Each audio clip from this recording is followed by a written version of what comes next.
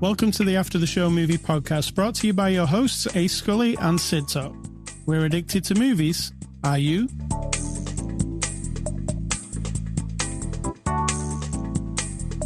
Welcome. Hello, Sid Talk. How are you doing? Hello. All's well. All's well that ends well, as they say. Well, this isn't the end, though, is it? It's the beginning.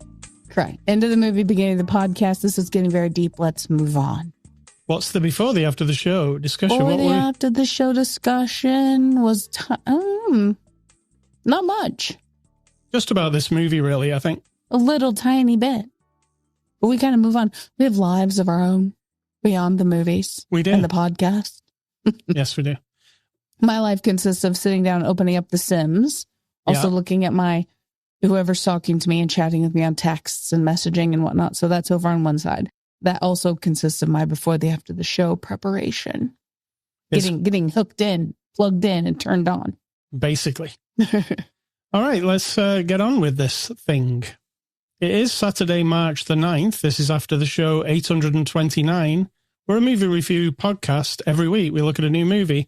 This week we're looking at the movie Poor Things. It's a 2023 release, out actually this upcoming week on 4K and Blu-ray.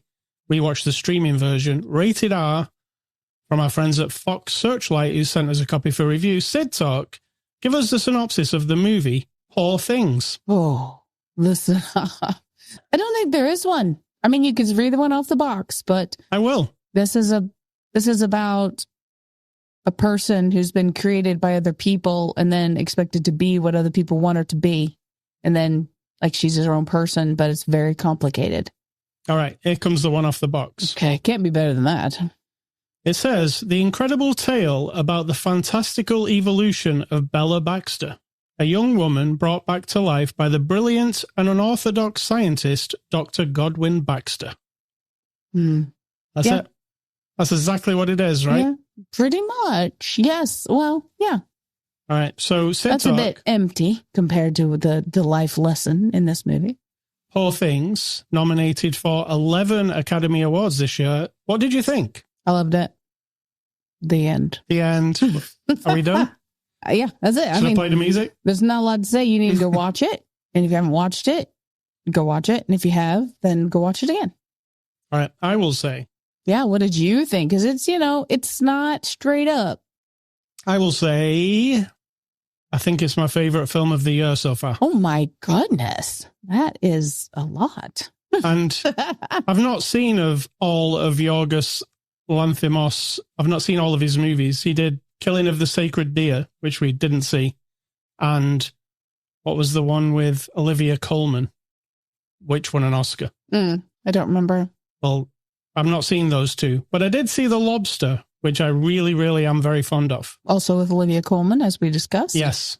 Going into this, I was thinking, if it's anything like The Lobster, like odd and strange, I might be into it. I think I was hooked by about minute number 2. I agree. Because it looks gorgeous. The cinematography is something else in this movie. I don't know. I'd like to see the making of it because it felt like they were using 50 different cameras. They were using all kinds of special effects like keyhole cameras and fisheye lenses. And I don't know. It was just, I couldn't make it. It was to make it feel weirder than it actually is. It goes from black and white to really vivid color. It's got a lot of things going on. It looked gorgeous. The soundtrack had me instantly because it's kind of hard to follow the soundtrack. Almost like a collection of random noises. Did you feel that at times? Yeah, because the speaker that's over on my side to my left ear, there were sounds in there that I'm pretty sure you couldn't hear. There was these little tinkly sounds, tiny little tink. Like in the beginning, we meet her and she's so should we tell what the story is? We roughly? Didn't, because I don't think the synopsis does a good job of it. It doesn't. And to be fair, I knew nothing about it. So to me, knowing nothing is the best way. If we describe it to you and you prefer to know nothing, then stop now. Stop this podcast, listen to music, or go watch this movie and then listen, because knowing anything to me these days kind of, dampers it down. This, I was completely clueless. I know it's got a lot of nominations and people talk about it and blah, blah, blah. I knew nothing. In fact, when you said it and you said it had a bunch of Oscar nominations, I was like, okay. I mean, I'm neutral because I know nothing. And that enhanced this movie to me because I was just literally along for the ride. No expectation, no like somebody saying what we're about to say to everyone, right? That it's weird and it's black and white and it's color and all the bold ideas. And they're not really bold, but some people will find them to be bold. I was just enjoying it like when you see something for the first time. There's a scene in the movie where she comes upon a woman singing on a balcony. Oh, yeah. And she just stands there staring at this woman in this look on her face like, oh my, and that is how I like to watch movies. This blank. I get what you're saying. Yes. In awe of what's going on. You're in awe of like this experience I'm having is tingling all the things. And I can't wait to see what happens, but I don't want this to go away. I don't want this moment to pass, I love that. So go and see this movie first, then come back and listen to what we have to say. Now, we'll wait. We assume now that you've seen the movie. So yeah, you get into exactly what it's about. Okay. So in this movie, we meet a scientist that kind of harkens back to a Frankenstein type doctor, right? Yes. We see around him animals that he has merged together. His own face is a bit chopped up. We don't know why at first. A bit? Yeah. And we meet Bella, who's a grown woman when we meet her, but she's like pounding on the piano. She can't walk very good. She can't talk very well. Like for all intents, you're like, she's just not, her mind isn't as old as her body, right? That's kind of how you look at that. Yeah. Like she's a child. Then you find out she is a child because a woman jumped off a bridge to kill herself. She was pregnant. He found her, or someone brought her body to him because he's that guy, right? In all of the Frankenstein movies and radio plays, people dug up dead bodies and bring them to Frankenstein and sell them off for money. And then he cuts them up and uses them for parts. He's also a lecturer at the college about, dissection and bodies and anatomy and all that. In that sort of like unnerving kind of way, right? So he gets this woman's body. The baby is in her for whatever reason, which we never fully address. And it is awful when you think of it. So don't think about it too much. Yeah. He takes the baby's brain and puts it in the woman's head because she's not damaged or anything. She just died from falling off the bridge, whatever that meant. One of the things that he says in the movie about like somebody says, why did they do that? Which was another experiment though. And he said, because nobody else had done it. Right. Oh, yes. He's very scientific. Yeah. No one had ever tried it. So or nobody's tried this. And this is the perfect time for me to try it. Right. Which is, awful. And also you get Bella, like, because at one point he says, would you rather Bella not exist in this world? Like, so he's patting himself on the back for what he's done, which is awful. And then you get something magnificent like Bella, right? So it's that life question. Do the horrible things justify the better things that come from it, right? So that's one of the topics I think that kind of hits on in there, not overtly, like it's not discussed, but you have to start thinking about that, right? And then she starts to grow up and he hires a dude to come and document everything that she says and does and how she grows and what she eats, because she's a science experiment. At some point, she finally realizes her brain is adapting very quickly and she's maturing very quickly and realizes she's trapped and locked in this house.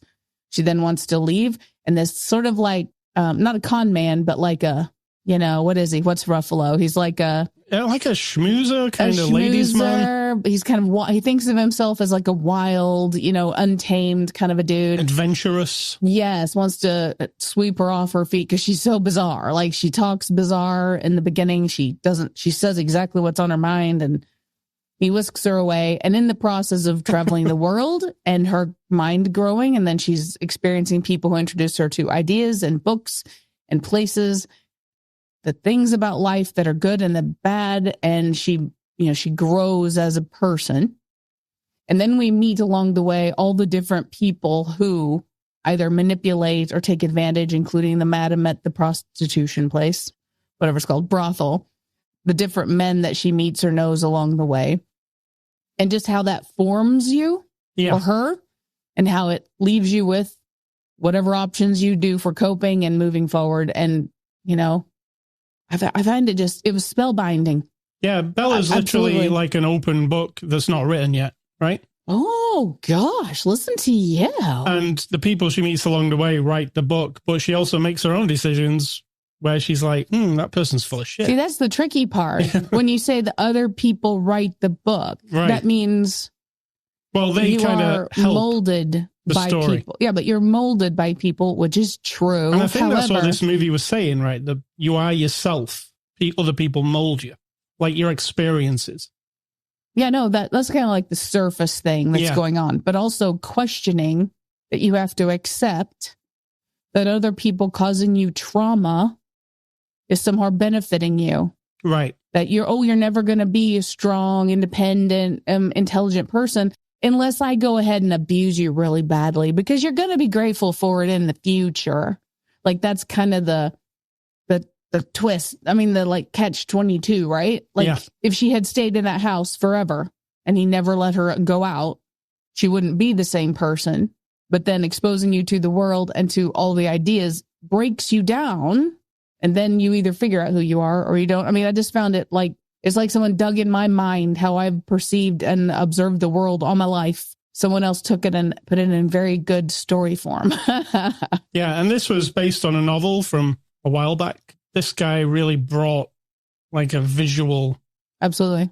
The part on the ship, for instance, I know they're not really on a ship and it's kind of fantastical looking, but it's one of the best ship scenes I've ever seen. Like, it had like an old painting look to it. Yeah. Like the sky was lit up and everything's a bit surreal-y. Yeah, and you don't know what time frame this is. Well, did you notice the Eiffel Tower in the Paris section? No. If you looked in the distance, like, I don't know if it's a matte painting or CGI or whatever, the Eiffel Tower was half built. Okay. So that gives it a timestamp, I'm guessing. We could say half built or half rebuilt because a lot of the technology is very advanced. Yeah. Yeah, but it was a bit steampunky in parts with like monorails in the air and stuff. Yeah, but it gives you the vibe of late 19th century, you know, but then there's lots of advancements that you're like, what's that going on? Yeah, clearly not like realistic. No. Just a fantasy vision of things. Apart from the realism part is like how awful people are. There's a lot of awful people in this movie. Absolutely. And then there are some good people along the way, but mostly awful. All right, let's get on to the cast. We've got Emma Stone, who plays Bella Baxter. I would give her a 10 out of 10. I mean, it was insane what she was doing. And the actual journey of Bella Baxter from the moment we meet her till the very end, it's a completely different character. Absolutely. All the best movies can do that. I liked in particular the beginning part where she hasn't really learned how to speak yet, has she? She says words, but they don't make any sense. Yeah. And I found that part sad, but also hilarious. There's some very funny stuff in this movie. Yes. I was laughing out loud when because she's not really got a filter, she just says whatever. She says some funny things in really like situations where you're like, oh my God, did she just say that? But as Henry or Harry, I forget his name, the gentleman that she met with the lady said, polite society is awful for you. Right. It stunts your growth. It teaches you nothing. It suffocates you. And I'm like, I get that. But then also just openly talking about sticking someone's penis in your mouth and at the dinner table. Or she's in a restaurant and she says, hold on a second, I'm going to go and punch the baby. And then she gets up and goes. Yeah, there's a baby crying and everyone's like irritated, but she just says, I'm going to go punch that baby. Yeah, and she would if nobody would have stopped her. It's very funny. I don't know if you find punching babies funny, but in this context, it's funny. Spoiler alert. She does not punch the baby. No, she does punch some men a couple of times. So yeah, Emma Stone, standout, excellent. I wouldn't be surprised. Best actress kind of deal. Mark Ruffalo, who I was very surprised because when Mark Ruffalo came on, I was like, oh, Mark Ruffalo. I know what he's like, like acting wise. And then he was something completely different in this movie. He really ran with what he was doing. And he didn't he wasn't David Banner? Right. He wasn't Bruce Banner. He was Bruce Banner, right. it was an amazing thing what he was doing. He was this guy who's trying to like impress this girl, and then he gets his feelings hurt really easily all the time. Then he's like a sulking little guy in the corner who's like, yep. And then sometimes he's really like controlling and like a dick. And there was just all kinds of shit going on with him. I thought he was really like another standout in this. Agree. Willem Dafoe plays Dr. Godwin Baxter. What did you think of Willem? As always, just like, wow. You know, like. Good makeup too. Good makeup. Like he melts into whatever he's doing. Yes. You know, and I'm sure some of your 1-star people, I mean, if you don't read the ones specifically reviews later on, I don't know, they may not comment on him, but it's like he's that guy for real. Right. You know? Yeah. And he's really thinking about what he's done and what this character's done. And with the makeup on, it must be very difficult. It's like a big prosthetic on his face because it's all like cut up. But he just, even from like, what was the one called? Florida? The Florida Project. Florida Project or the Lighthouse. I mean, he's just that guy. He's a man who throws himself into a role. Absolutely. Yeah. And I don't think there's anything that I've watched him in where I've not thought he's excellent. Yeah. Just always excellent. Yeah. We've got Raimi Youssef as Max. Now, Max is explaining Max is.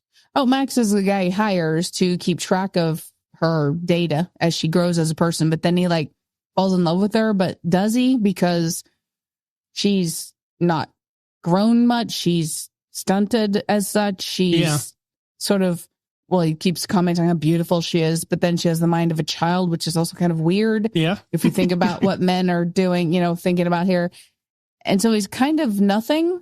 He's just overly nice and overly accepting to me. Well, like quite a big part of the story. Yeah, he's the opposite of all the men who want to mold and take her under their little wing. But is he, right? Because I don't know. He does a good job, though. Does a really good job. And I asked you if there was anybody who stood out, and you liked Catherine Hunter as Swiney.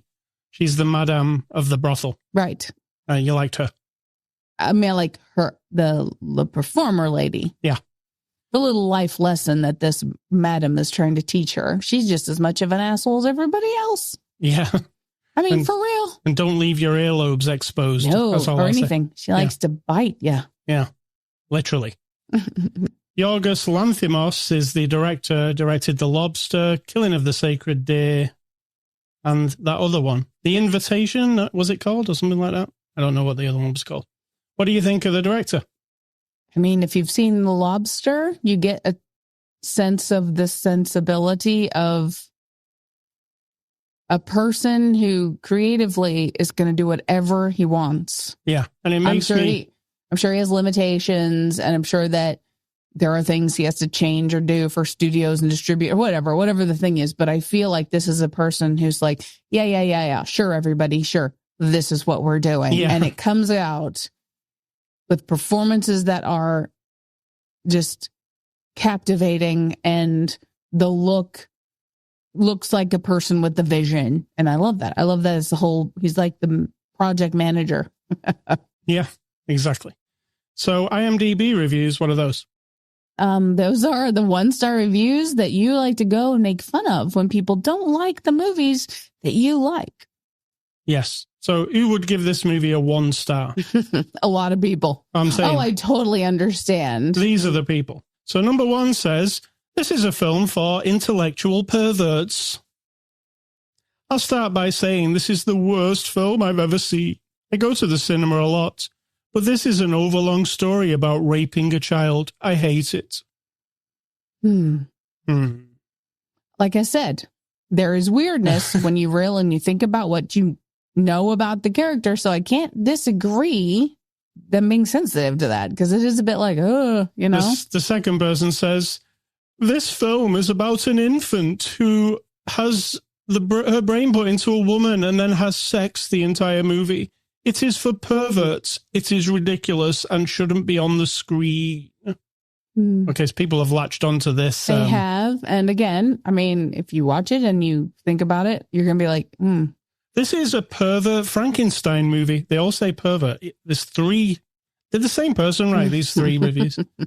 I like the special effects and the cinematography, but that's where my love for the film ends. Throughout the film, a woman with the mind of a child gets sexually abused. She initially doesn't understand what sex is or what men are doing to her. It is like watching somebody be raped for 2 hours. See, that's people being sensitive to it. I can't argue with that. Yeah. I can't, because unless you take all of it together and process all of it, yeah, that's a definite thing. That's a way of coming at the story. Absolutely. But there's a lot more to the story. It isn't just 2 hours and in reality, the idea that as a female in the world, from the time you are a child, you are over-sexualized and over-expected to be the perfect whatever men want you to be. That's the truth. You can deny it and roll your eyes if you want, to anybody out there who might be rolling their eyes. But the combination of all that is real life mixed with this. It's a kind of topic that makes your shoulders go up and you kind of go like, So, yeah, I get that. All right. So, in conclusion, we didn't see the extras because we watched the streaming version, but we can give this movie a score. I'm going to give Poor Things a 9 out of 10. Yeah, I'm giving it a 9.9.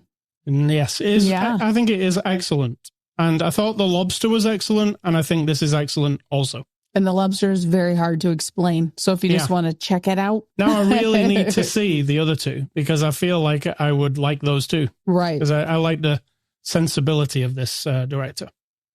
So thank you to Fox Searchlight. Next week, we're going to be taking a look at the movie Argylle. Have you heard of this one? Argylle? Yeah. Oh, we've seen that before. We haven't seen it before because it's brand new, but it is from the guy who brought you Kingsman. Argylle. What am I thinking of with Ben Affleck? Batman. No. Starts with an A. Argo. Very different. Argo, fuck yourself. Oh my God. Isn't that what he said in the movie? I don't remember, but yeah, it's not Argo. Argo's very good too, though. It is very good. I would recommend it. All right, movie recommendations. I'm going to give you The Lobster because I hadn't thought about it for a while, and today I was thinking that is an excellent movie. And seeing Emma Stone again, I'm going to give you my favorite Emma Stone movie, La La Land. Well, it isn't anymore. It might be this one. Might be. So La La Land and The Lobster. And I'm going to give you 5 movies from the 20th century. So that's from 1900 to 1999. I was going to say 1901, but no, 1900 to 1999. And I haven't hit really those super early ones. I need to dig around maybe. There's action-adventure movies that are just on the list of all the movies I've ever seen. So quality is not a thing. Right. Adventures of Rocky and Bullwinkle. I don't remember it being great. No. Stuart Little. And 2, The Master of Disguise. Is Stuart Little and 2, do you mean both of them? Like the 1 and 2? Yes, that's what I probably meant. Yeah. So Stuart Little's fun. Stuart Little 2 is basically Stuart Little 1. The Master of Disguise, which I think is just, what's his face? Isn't it the guy? Austin Powers guy. Oh, is it? No, I thought it was the guy from Canada, Martin, funny guy who's Short. Yes, I think that's who that is. It's either him or Dana Carvey. I have seen it. Oh, it could be Dana Carvey. I don't think it's Austin Powers. It's all of them, maybe. Master of Disguise. There you go. Yeah. Obviously, it didn't make a lot of impression on me. The Santa Claus, the first one. Tim Allen. Yes, I really like that one. And Garfield the movie, not great. Garfield the movie. You love it if you want it to be your favorite movie. To me, wasn't Jason Lee in that one? Oh, is that another one? With Bill Murray voice. Yes. All right, Ace Scully stuff this week. I've been playing a new game on Steam called The Thaumaturge. Have you heard of this game? I saw the name. I was like, what? No. Well, it's a game that 11-Bit Studios, who sent it me for review. 11-Bit Studios? Okay. 11-Bit Studios. So they sent it me for review. It kind of sounded like you said 11-bitch, so I was just clarifying. Wow. Yeah, just clarifying. No, not that one. Okay, not that. So what this is, it's a isometric role-playing game, and it's If you don't know what that means, it means you play it from above. You're looking down on the characters mostly. Okay. Well, so it's a bit like Baldur's Gate 3, which most RPG players would know what that is. You control this guy. He's called Victor. He's a detective, and it's in Warsaw in 1905. And it's like supernatural, there's werewolves, that kind of stuff. You get what I'm saying? Okay. And your guy, the Thaumaturge, he's very similar to the Witcher. I would say he's like a Witcher kind of character because he's got magic powers and he's a real badass. But he also has Sherlock Holmes type detective abilities. Okay. So you're playing as this guy. His father's died. He returns to his hometown. And it's an RPG. It's the kind of RPG where you go and there's a lot of speaking to people. So you're going up, you're talking to people, the story's unfolding. And when you come to combat, it's the turn-based type of combat that I really like, where it's like a chessboard and all the pieces are there and you've got the different spells you can cast. And this guy can literally go up to people and just punch them. It's not all about magic. So you're going through this story. It's an RPG, but the only thing I didn't like about it so much, I've played quite a bit of it this week. I've actually been playing it on the Steam Deck and on my PC, and it plays just as well on both. So if you're thinking of getting a cool story-based RPG for your Steam Deck, this is a good one. The only thing I didn't like is it's made by like a Polish studio, and all the voice actors are acting in English, but it's clear they're not English people. Do you get what I'm saying? Yeah. There's a lot of like badly pronounced words, which is a pet peeve of yours, I know. Absolutely. And I can understand why, because it's like people from another country doing English, which isn't their native language, but it comes across really bad. Sometimes you walk up to a character and you've not spoken to them before and you say, hi, you press the button and they say something and you're like, I don't even know what you're saying. That was like half English, half whatever you were saying. I don't know. So that's the only problem I had with it. Is that a problem? Because you can read the subtitles, you'll know what they're saying. It's just the voice acting's a little bit off. But the good side of it, it's a really cool story. You like Sherlock Holmes, you like The Witcher, you like grim scenarios, like really dingy. It's like, the time of 1905. There's some real serious weird shit happening, magical. It's a game for you. It's called The Thaumaturge, and it's on Steam. And what else is it on? It's on Xbox Series X and S and PlayStation 5. It's out now. So it's spelled like Thaumaturge. Yeah, it's like Thaumaturge. Yeah, and that's what he is. That's his, like The Witcher. He's the Thaumaturge. Okay. So yeah, it's available now. Get it on Steam. Sitar, what's for dinner? Jersey Mike's, because it's Saturday. And we've taken to basically cooking 5 days a week. And a lot of people are like, well, yeah, duh. But, not everyone lives like you. So we didn't used to eat before I retired. We didn't eat at all, no. I ate a lot. We didn't used to eat. But if you don't know us, if you've never listened, I retired a few months ago from my job that I had for 24 years. And in that time, because I worked 12-hour shifts, 3 and 4 days a week, then on those nights, we mostly always, for all of those years, would have takeaway. Because by 7 o'clock at night, I wasn't really in the vibe for cooking up something. Because by the time you cook, then it's like 9 o'clock. And we hadn't started doing our meal boxes where you cook all the meals now. And so now, 6 days a week, we cook something. And so it's a treat. Yes. See, that's how it should be, I suppose. I don't know. Then there may come a time when we eat out every day again. Who knows? But for tonight, we're having Jersey Mike. And what's your advice? And let's get out of here. My advice, as always, isn't really advice. I mean, it's just an observation that's, bubbled up from thoughts of this story, this movie, the ideas of this movie, and just my life experience with people who are people in the world. But anyway, it's it's a long thing, but I'll try and make it short.